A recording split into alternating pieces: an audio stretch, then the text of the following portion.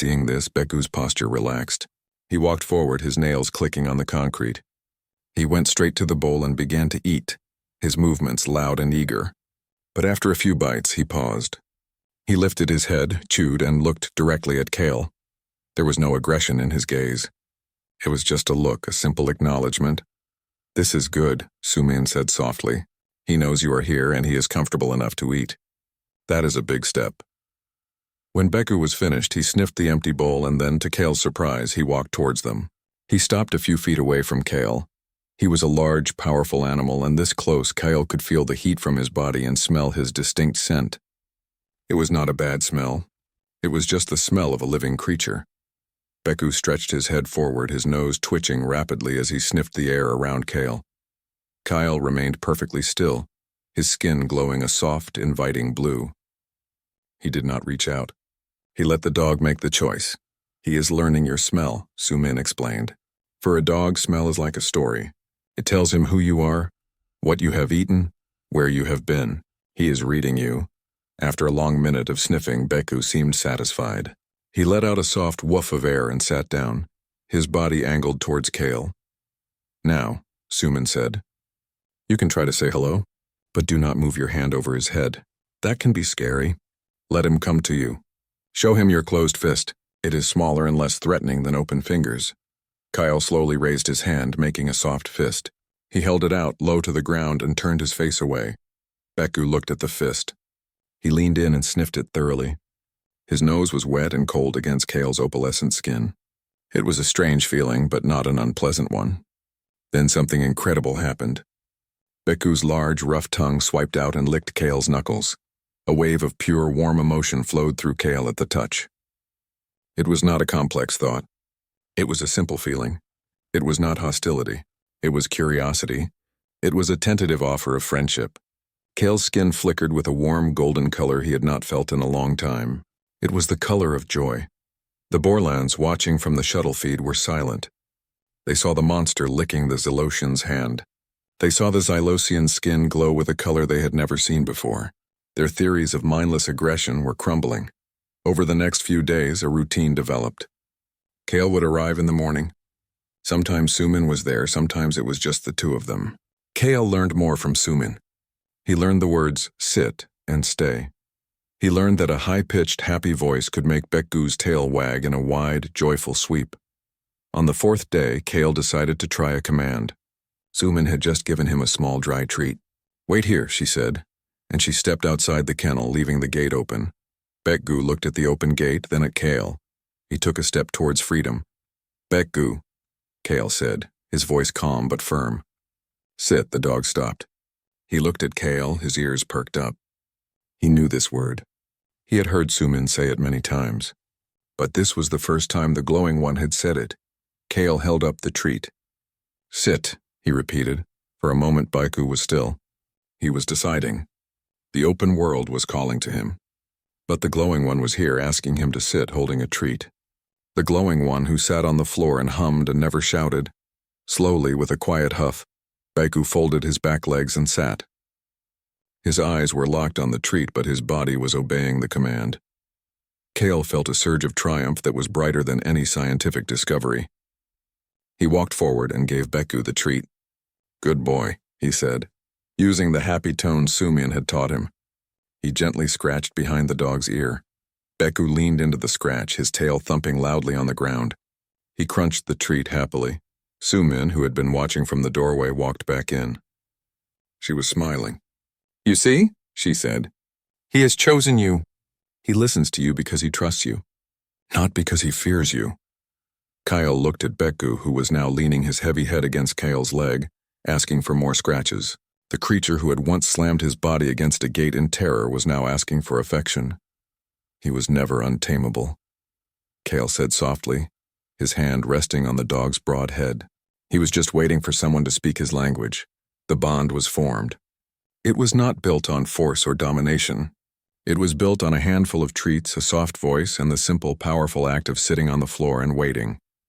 The most feared beast on Earth had found a friend, and in doing so, had taught the alien the most valuable lesson of all, that trust is the only thing that can truly tame a fearful heart. The message from the Federation Council was short and direct.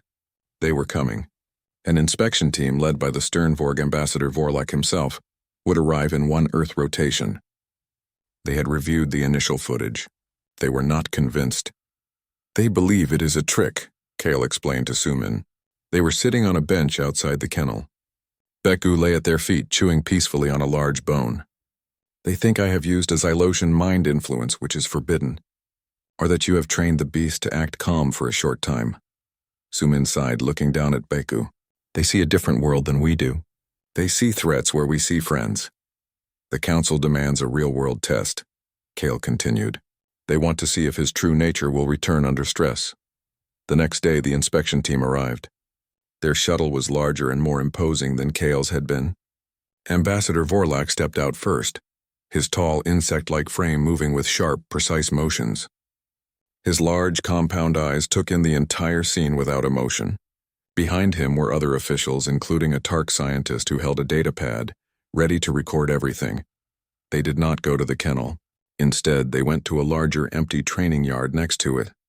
It was a wide, open space surrounded by high fences. We have designed a controlled stress scenario, Vorlak announced, his voice dry and rasping. We will trigger loud, unexpected noises and flashing lights. A truly calm animal will remain calm. A reactive, aggressive one will show its instincts. Gorv and Ren stood to the side, their faces grim. They had seen the progress, but they also knew the power of fear. Sumin looked worried. Ambassador Beku has a history of fear with loud noises. This is not a test of his nature. It is a test designed to make him fail. That is the point, liaison, the Tark scientist hissed. To see what is underneath the surface? The true beast. Kale said nothing. He walked to the gate of the kennel. Beku was inside, his tail wagging when he saw Kale. He did not know what was about to happen. Bring the subject to the yard, Vorlak commanded. Sumin opened the kennel gate. Come on, Beku, she said softly. The big dog trotted out happily, following her into the large open yard. He sniffed the air, his tail still wagging. He saw the group of aliens by the fence and his pace slowed. His ears went back slightly. He moved closer to Sumin's leg. The test will begin now, Vorlak said. He nodded to the Tark, who pressed a button on his datapad. Suddenly, a piercing electronic siren blared from speakers mounted on the fences. At the same time, bright white strobe lights began to flash, turning the sunny yard into a disorienting burst of light and dark. Beku froze. His whole body went stiff. The happy wag of his tail vanished. A low, worried whine escaped his throat. The siren was too loud, the lights were too bright. He did not understand. Then the fear took over. He began to bark, a sharp, panicked sound. He spun in a circle, looking for the source of the danger. He ran a few steps towards one fence, then turned and ran towards another. His eyes were wide and white-rimmed. He was the picture of a terrified animal. The Vorg ambassador looked on, his expression unchanging. The Tark scientist nodded, making notes on his datapad. As predicted, the Tark said. The underlying aggression is clear. The calm was a facade. Gorv looked at the ground, disappointed. Ren shook his head. It seemed the Xylosian had been wrong after all. Sumin called out to Beku, her voice trying to be calm over the noise. Beku, it's okay. Come here. But the dog was too scared to hear her. The siren and the lights were everything. He barked frantically at the flashing lights, his body trembling. Kale watched this from the side of the yard. His heart felt heavy.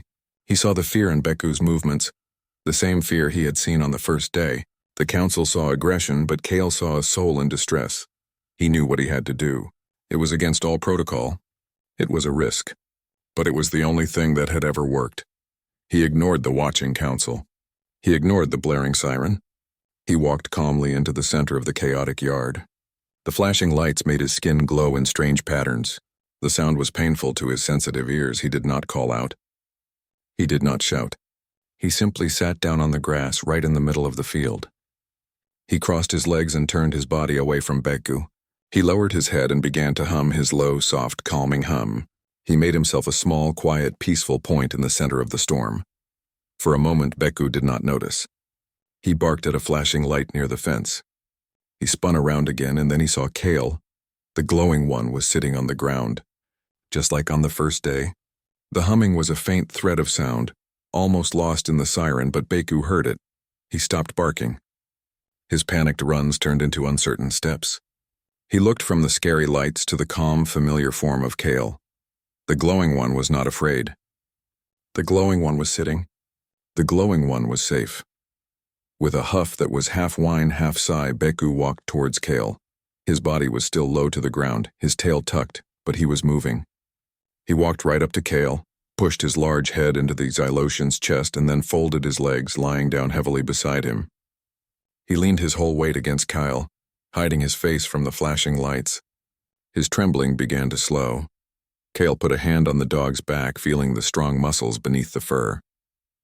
He continued to hum. The siren was still blaring. The lights were still flashing. But Beku was no longer reacting to them. He had found his safe place. Kale looked up at Ambassador Vorlak. The siren cut off abruptly. The strobe light stopped. The sudden silence was deafening. In the quiet, sunny yard, the scene was clear for all to see. The untamable beast of Earth was curled up against the Xylosian, his eyes closed, his body relaxed. He was not a monster. He was a dog who had been scared and who had sought comfort from his friend. The Vorg ambassador was utterly silent. His complex eyes were fixed on the two of them. The Tark scientist had stopped taking notes. His data pad hung limply at his side. There was no more argument to be made. The proof was lying on the grass, breathing deeply, finally at peace. The video did not stay on the Federation station. It spread. It was seen on ships and on worlds across the galaxy. It was not a video of a monster or a battle. It was a short, simple clip. It showed a terrifying Earth beast caught in a storm of noise and light. It showed the beast's panic and fear, and then it showed a fragile, glowing Xylosian, walking calmly into the chaos and sitting down. It showed the beast, the great dog Beku, choosing to leave the fear behind. It showed him lying down and pressing against the alien, finding peace in the middle of the storm. That was the moment everything changed.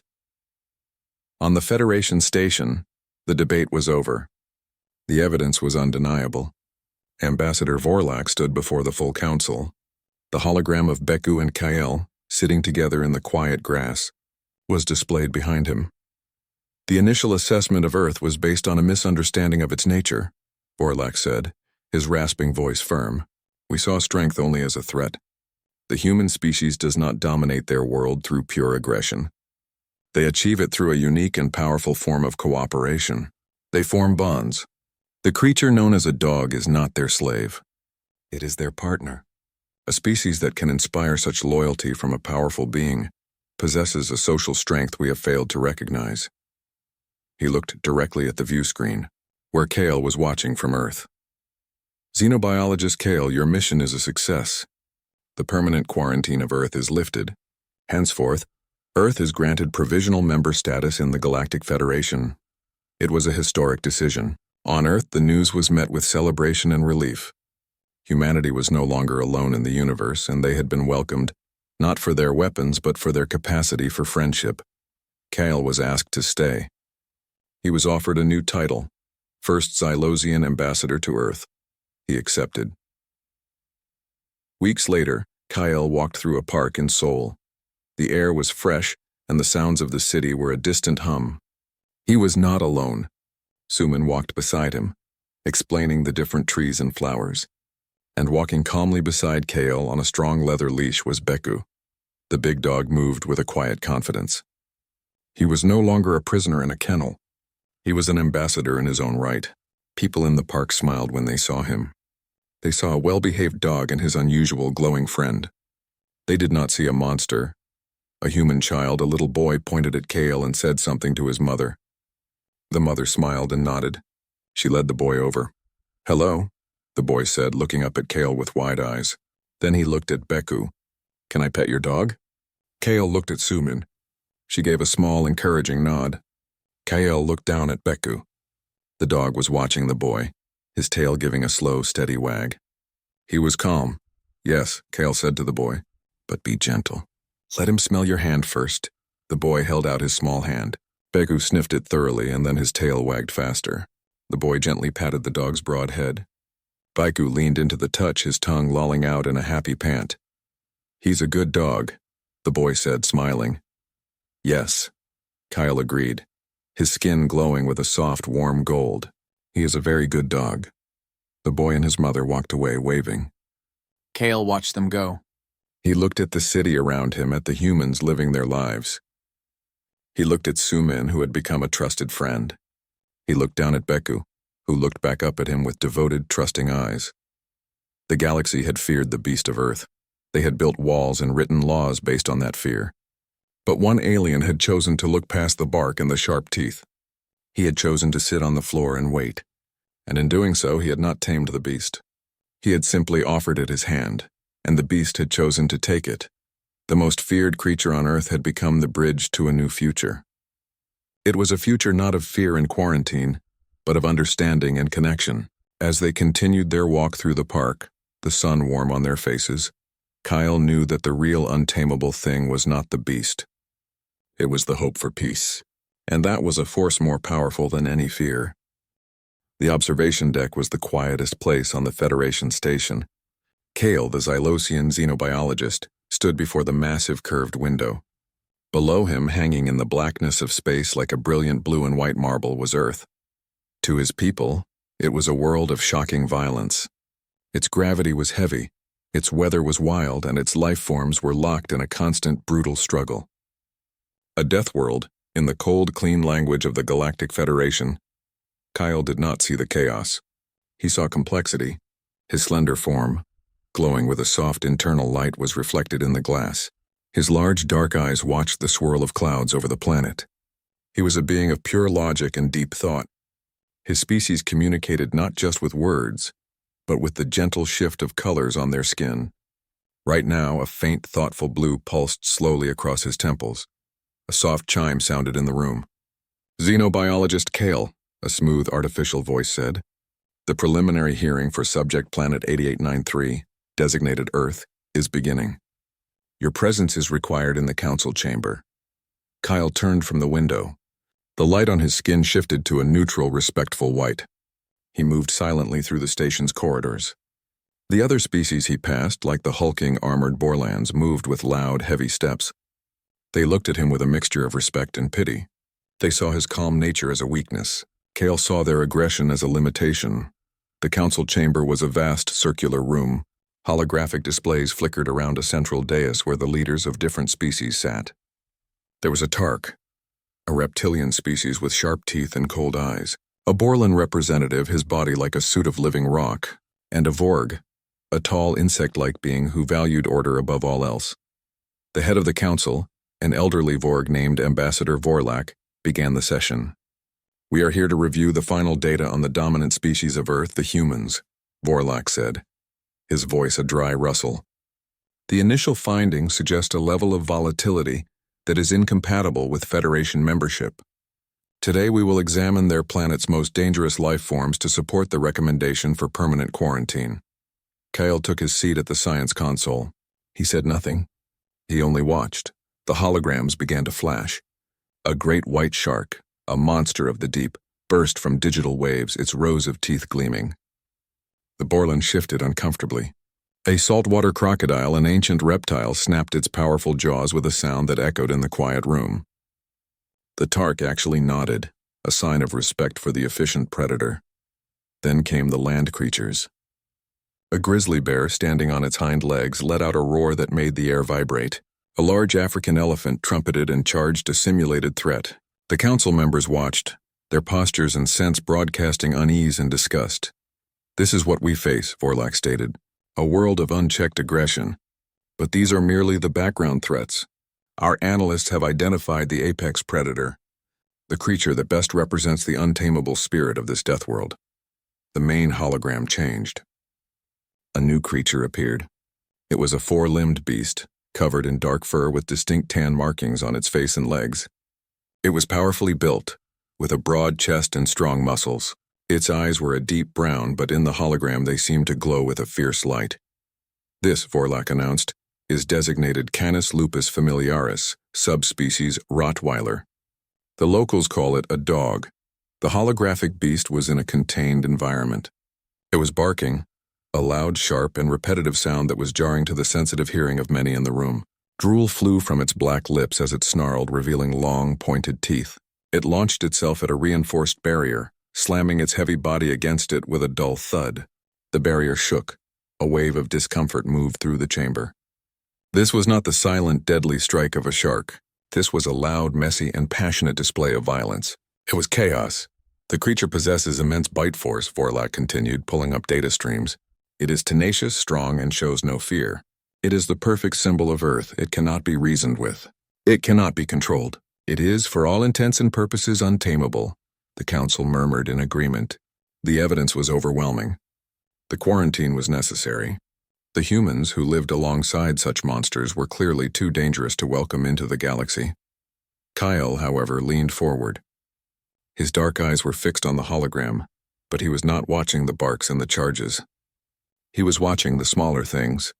The way the animal's ears were pinned flat against its head, the slight trembling in its front legs after it slammed into the barrier, the high-pitched whine that followed a series of barks, a sound the council seemed to ignore. To them it was all noise. To Kale it was a language. He pressed a button on his console, requesting to speak. The room quieted. All eyes turned to the softly glowing Zelosian. "Ambassador," Kyle began, his voice a calm, melodic contrast to the harsh barks still echoing in the room. "I have observed the data on this creature. And you agree with our assessment, xenobiologist?" Vorlak asked. "I do not," Kale said simply. A ripple of surprise went through the chamber. The Borlan representative grunted. "You see a different creature? One that does not bark and snarl?" "I see the same creature," Kale replied, "but I am interpreting its signals differently. The pinned ears, the whining, the tense posture, these are not the signals of a confident predator. These are the signals of a terrified animal." "Terrified?" the Tark hissed. "It attacks the barrier. It attacks the barrier because it perceives a threat," Kale explained. "It is defending itself from what it does not understand. This is not mindless aggression. This is fear-based reactivity." Vorlak's antennae twitched. Interesting theory, Kale, but it is only a theory. The observed behavior is what matters. The result is violence. The result is a misunderstanding, Kale insisted. We are judging this species, and by extension the humans, based on our own definitions of threat and control. What if the humans have found a way to communicate with this creature? What if they have not tamed its strength but have earned its loyalty? The idea was so foreign that the council fell silent for a moment. Earning loyalty from a beast? It was nonsense. You controlled with power or you eliminated the threat. You are suggesting this. This fury can be a friend? The Borlan laughed, a sound like grinding stones. "I am suggesting we do not have all the data," Kyle said. "To declare the entire planet untamable based on a one-sided observation is not science. It is prejudice." He knew his words were strong. The light on his skin flickered with a hint of defiant orange. Vorlak studied him. "You are challenging the combined expertise of this council's military and scientific advisors." "I am," Kyle said, his voice steady. "And to prove my theory, I volunteer for a direct contact mission. Let me go to Earth. Let me interact with this creature, this Rottweiler. I believe I can demonstrate that its behavior is not innate aggression, but a response to its environment." The chamber erupted into noise. It was a suicide mission. No one had set foot on the Death World's surface without full military escort, and even then, it was considered extremely high risk. "You would be torn to pieces," the Tark exclaimed. "Your calming pheromones will have no effect on such a primitive nervous system," the Borlan added. Kyle remained calm. "My methods are not based on force. They are based on observation and empathy. I will not go as a conqueror. I will go as a student." Vorlak raised a slender hand, silencing the room. He looked at Kale, this fragile being of light and thought, willing to walk into what everyone else saw as a monster's den. "Your request is noted, xenobiologist," Vorlak said finally. "And it is approved." A shock went through the room. "Approved?" The Borlan sputtered. "Approved," Vorlak repeated, "but you will have a Borlan security detail. And this will be the final test. If you can prove this creature is not the feral beast we believe it to be, we will reconsider the human quarantine. If you fail," Vorlak's large, compound eyes seemed to harden. "If you fail, the quarantine becomes permanent, and we will mark the human species as irredeemably hostile. The fate of an entire world, Kale, now rests on your theory. Do you still wish to proceed?" Kale looked back at the snarling hologram of the Rottweiler. He saw the fear in its eyes that everyone else missed. He saw the story that was not being told. He let his skin glow a soft, determined gold. "I do," he said. "I will tame the untamable." The shuttle descended through the atmosphere with a low, constant roar. Inside, Kale sat perfectly still. His slender hands were resting on his knees. The two Borland security officers, Gorv and Wren, were strapped into their seats across from him. Their heavy, rock-like bodies were tense. The red warning lights of the cabin flashed across their grim faces. Entering the gravity well of a death world, Gorv grumbled, checking the power level of his plasma rifle for the third time. "For a science project. It is madness." Wren nodded, his small eyes fixed on Kyle. "The Xylosian will see. He will hear the barking and his theories will turn to dust, just like his bones if we are not there to protect him." Kale did not respond. He was focusing on keeping his internal light a calm, steady blue. The Borland sphere was a thick scent in the recycled air. He knew they saw his mission as a foolish risk. But to Kale, not knowing was the greater risk. The shuttle shuddered as it met the thicker air, and the blue and white marble outside the window resolved into shapes of green land and gray city. They landed with a soft thump in a designated clearing. The hatch opened with a hiss and a wave of new sensations washed over Kyle. The air was not sterile and filtered. It was alive. It carried the scent of wet soil, growing things, and distant, strange smells he could not name. The light from the star they called the sun was bright and warm on his opalescent skin. It was chaotic, but it was not hostile. A young human woman was waiting for them. She had dark hair and wore simple, practical clothing. She stood calmly, her hands at her sides. Kale had studied human expressions. Her face was neutral, but her eyes were watchful and intelligent. "I am Su Min," she said. Her voice was clear and softer than Kale expected.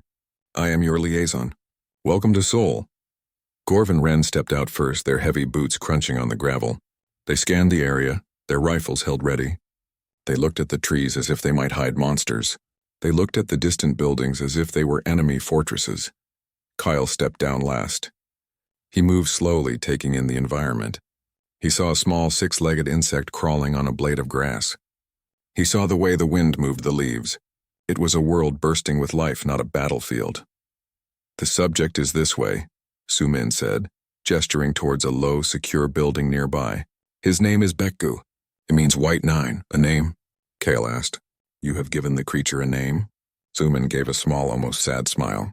"Of course. He is not a subject. He is a dog. He is a living being." The Borlands exchanged a look. Naming a wild beast was a sign of sentimentality. It was a weakness. They followed Su Min to the building. It was made of concrete and steel. As they approached a heavy metal door, the first sound reached them. It was a deep, booming bark. It was followed by another, and then another, each one louder and more intense than the last. Gorv and Wren immediately raised their rifles, their bodies tensing for a fight. The sound was an assault. It was pure, raw noise full of what sounded like rage. "He knows we are here," Su Min said. She entered a code on a keypad and the metal door slid open. The kennel was a large, enclosed space with a high fence dividing it. On the other side of that fence was Bekku. The hologram had not done him justice. He was a solid mass of muscle and dark fur. His chest was broad and powerful. As he saw the newcomers, his barking became a frenzied roar. He threw his body against the metal gate, which rattled violently on its hinges. Strings of drool flew from his snarling mouth, revealing sharp white teeth. His eyes were fixed on the two armored Borlands, burning with a fierce light. This was the untamable beast. "This was the proof the council had, see?" Gorv said, his voice tight. "It is exactly as the report said. A furious animal. We should not be in here." Kale, however, did not look at the teeth or the barking mouth. He looked at Bekku's entire body. He saw the way the dog's ears were flattened against his skull. He saw the tight, anxious pull of the skin around his eyes. He saw how his front paws were digging into the ground, bracing for a threat. This was not an attack posture. This was a defense posture. This was the behavior of a creature that was terrified. "Lower your weapons," Kale said, his voice calm but firm. "What?" Wren snapped, not taking his eyes off the dog. "It will tear us apart." "It will not," Kyle said. "Your weapons are making it worse. You are pointing the biggest threats directly at him. You are confirming his fear. Lower them, now." Gorv looked at Kale, Then at the snarling dog. "This is a mistake, Xylosian." "It is my mission," Kale replied. "And I am giving you an order. Lower your weapons and step back against the wall. Make yourselves as non-threatening as possible." With great reluctance, the two Borlans lowered the barrels of their rifles. They moved backwards until they were pressed against the far wall. They were clearly unhappy, their stony faces set in deep frowns. Beku's barking did not stop, but it changed. It became less frantic, more focused. His attention was now shifting from the two large, retreating threats to the one who remained. Kale took a slow, careful step forward. Then another. He ignored the loud barks that echoed in the concrete room. He focused on his own body. He made himself smaller, less of a threat. He slowly sat down on the cool floor, crossing his legs. He turned his body slightly to the side so he was not facing Beku directly. He avoided looking straight into the dog's eyes, which could be seen as a challenge. Then he began to hum. It was a low, soft sound, almost a vibration. It was not a human song or a Xylosian melody. It was the audible translation of his species' calming pheromones, a sound designed to soothe, to communicate peaceful intent across the barrier of biology. Beku stopped barking. A low rumbling growl started deep in his chest. He took a step back from the gate, his head cocked to the side. His dark, wet nose twitched, sniffing the air. The new creature was not acting like the others. It was not loud. It was not pointing things at him. It was making a strange, quiet noise. Sumin watched from the doorway, her arms crossed. She did not interfere. She simply observed, a look of quiet understanding on her face. Kale continued his soft humming. He saw the change. The rigid tension in Beku's shoulders began to ease just a little. The growl softened. The dog took another tentative step forward, sniffing again. The fear in his eyes was being slowly replaced by a deep, cautious curiosity. For a long time, nothing happened. The only sounds were Kale's gentle hum and Beku's heavy, sniffing breaths. The Borlans watched in stunned silence. They had expected a battle. They were witnessing a conversation. After several minutes, Beku sat down. It was not a relaxed sit. It was a careful, watchful one. But he was no longer trying to break through the gate. He was just looking at the strange, glowing being who sat on the floor, making a quiet sound. Kale slowly stopped humming. He looked at Sumin. "He is unsure," Kale said softly. "He is waiting." Sumin nodded. "He is. You did not threaten him. You confused him. For a dog, that is the first step to trust." Gorv let out a grunt from the wall. "It is a trick. The beast is luring you into a false sense of safety." Kyle did not answer. He kept his eyes on Beku. The great dog let out a huff of air, his body relaxing further.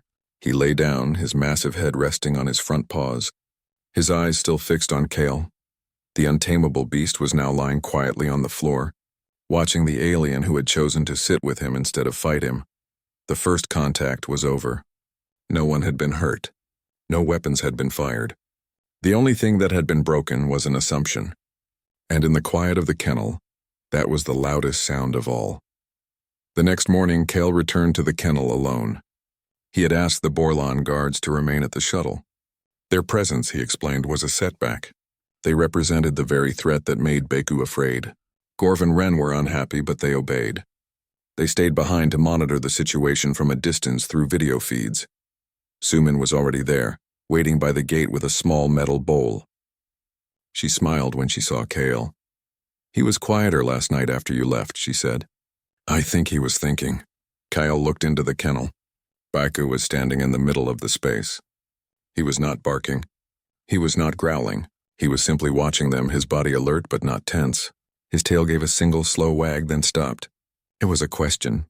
"Today we will not just be quiet," Sumin said. "Today we will talk with actions." She held up the bowl. "This is his food. But we will not just give it to him. We will ask him to be calm to receive it." She entered the code and opened the gate just enough to slide the bowl through. She placed it on the floor near the entrance, then stepped back. Beku looked at the bowl, then at Kale and Sumin. He took a step forward, then stopped, his eyes uncertain. "He is waiting for permission," Sumin whispered to Kale. "He is not sure of the rules with you here." Kale understood. He slowly sat down on the ground, just as he had the day before. He turned his head away slightly, looking at the ground near Beku's feet. It was a sign of trust to look away from a potential threat.